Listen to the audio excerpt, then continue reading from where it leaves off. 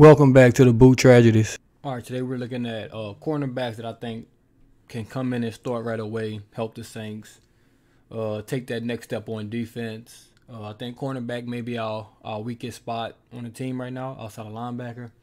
So we'll dive into these three guys that I feel that will help the Saints tremendously at this moment. We're gonna start off with Brian Poole, played for the Jets. Only played 9 games last year. Not sure why. He plays multiple positions. Can play safety. He plays that slot corner very well. One of the best in the business. We'll just take a look at some of his plays right here. Most of this game, he lined up in the slot against the Dolphins. So he'll be here. He's number 34.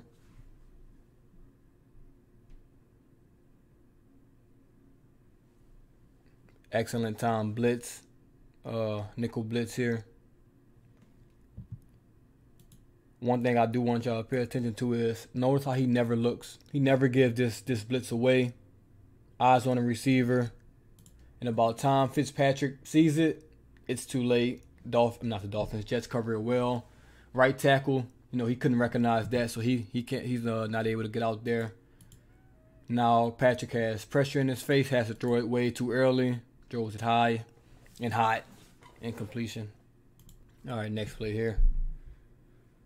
Dolphins come out in a 5-wide look.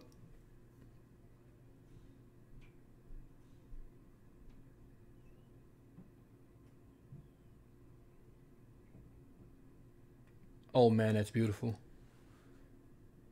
This is exactly how you... Oh my God. Let's run this back one more time. Just watch how he reads the quarterback eyes. They're just like in a soft zone. It's about 30 seconds left in the half.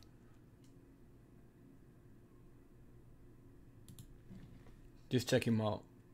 Eyes on the quarterback the entire time. He knows his man is here, but eyes on the quarterback. Reading him. Boom. Jump that window, which would have been a touchdown if he catches that. That's perfect football. That's exactly how you want to play. That's exactly how you want to play the game. Let's see if we can see a better shot from this back angle. He's right here to the right. You can see him staring down the quarterback from this angle. Eyes on the quarterback. Absolutely perfect. You can even see him. You can see him sense the running back or the slot receiver. I'm not sure who's over here. You can see him kind of step towards him a little bit. He knows he's there. Perfect. You can't let Fitzpatrick tackle you though. All right, we have a 3rd and 3 play here. He's right here, second corner from the sideline. It's just man-to-man across the board for the Jets. And I want you to watch this. This is absolutely beautiful again. This wide receiver think he was open, but once again, Poole plays this perfect. You can't really see it from this side. Okay, but I'll just run it back. It's a risk. What he does here is a risk, but it pays off. So Poole knows he has help in the inside here. It's 3rd and 3. He knows it's going to be a quick pass. Let me run it. All right, he's obviously man-to-man here. His guy runs a slant. Boom. He's there initially. Not terrible coverage, but Poole knows. He knows the defense. He knows he has help here. So he's just reading the quarterback. See, it's no window for Fitzpatrick to throw this ball here. Reading his eyes. Boom. Stops because he's in a trailing technique because he knows he had inside help. Almost comes away with that interception. Would have been an absolutely perfect play. Just missed the ball. However, that's great defense. As you can see at the end, it's every receiver. He thinks he's wide open, but he really wasn't. Watch him jump up and down, thinking he had it, but not really, man. Not really.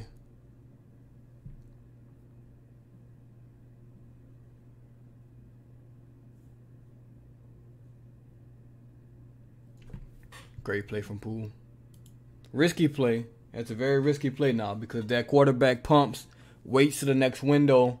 When that receiver clears that linebacker, kid might be off to the races. But I think they were down 28-0. Hey, it's worth the risk at that point. yeah, let's just wrap up Brian Poole. I won't go into too much detail on all of them. A couple more corners coming up.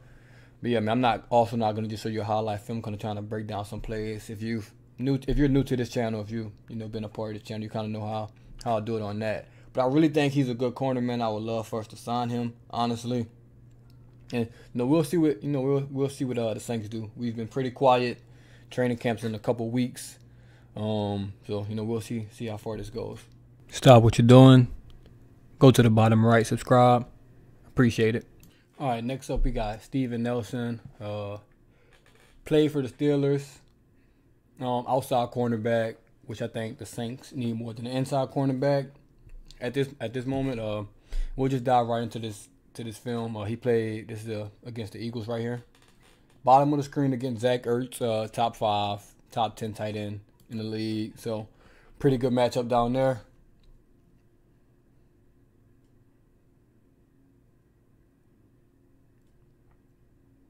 I mean, this is just great defense. I like this. Physical at the point of attack right here. Let's run this back, slow it down a little bit.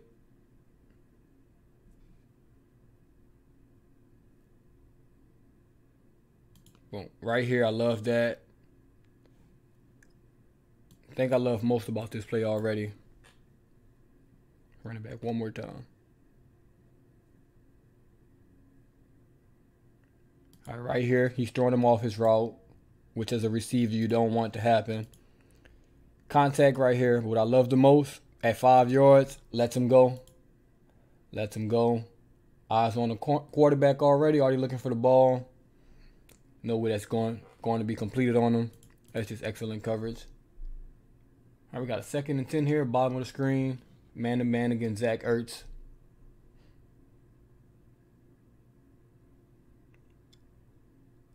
Leaves with an interception on this play. Gets help from the linebacker, maybe accidentally.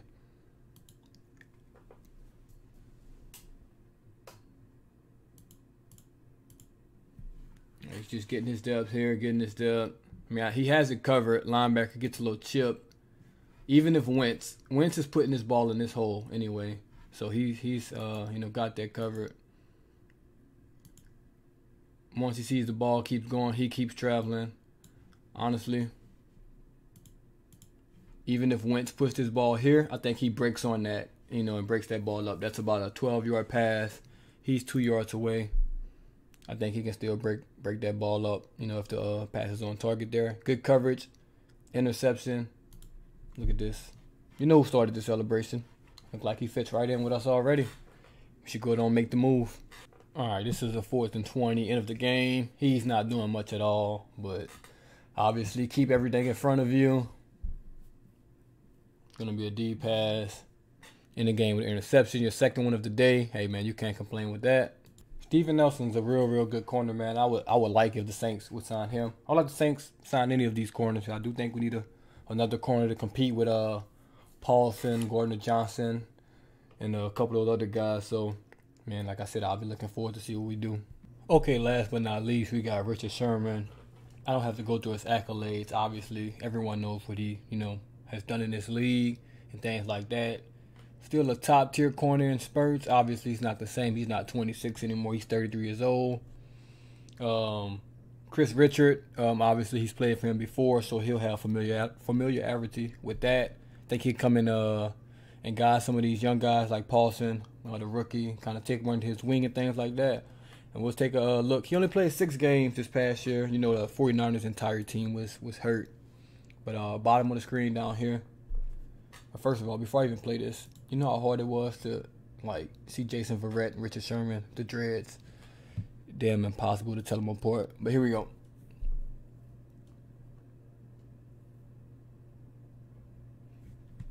All right, from the first play, I'm already excited. I like what I see already. You see him at the bottom of the screen. He's guarding Robert Woods, who has they're kind of running a double corner concept, the 49ers. They want to get this guy messed up on a linebacker. They want to basically run Richard Sherman out to play. Richard Sherman notices it, peels off his man as Goff is, throwing the ball. And that's all she wrote. Goff overthrows him. Sherman peels off. That's an easy interception for him.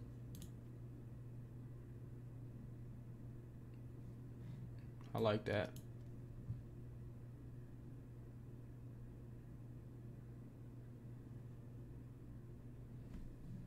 That's a lot of film study. Just been in the league a long time, man. Watch this play one more time.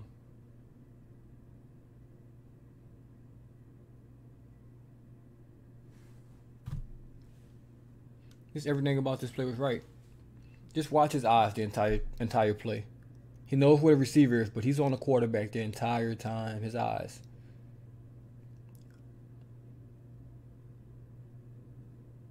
And even with the speed turn at the top, see, most people won't even recognize this. But watch when he turns toward the sideline, instead of stepping inside of him, right about here, this speed turn to the sideline, gets his hips around, puts you in position, you know, to get the ball. It's a perfect cornerback play, but I mean, I expect nothing less from him. Hey, no judgment from the first time. No judgment. I know you didn't subscribe, so here's your second chance. Please subscribe to the channel below. I appreciate it. All right, here we are again. Top of the screen up here.